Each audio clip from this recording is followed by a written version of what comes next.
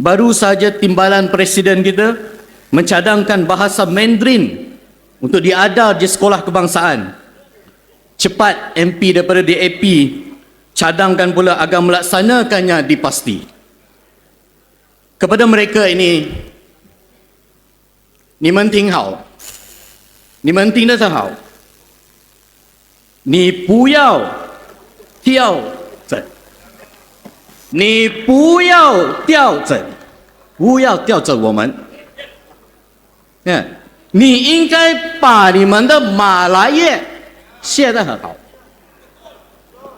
就是像我们马来人把我们的孩子送去华校、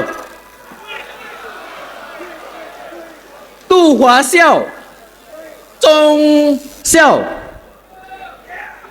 小学、大学, jadilah macam sekarang boleh bercakap dalam bahasa Cina. Minta Tapi- bahasa Tamil pula, bahasa Tamil.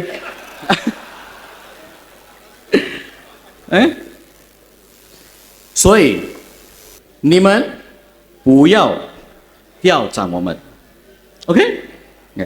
PAS tidak berkehendak memutuskan integrasi kaum seperti yang sebut tadi. Malah kami di Sarawak sebagai contoh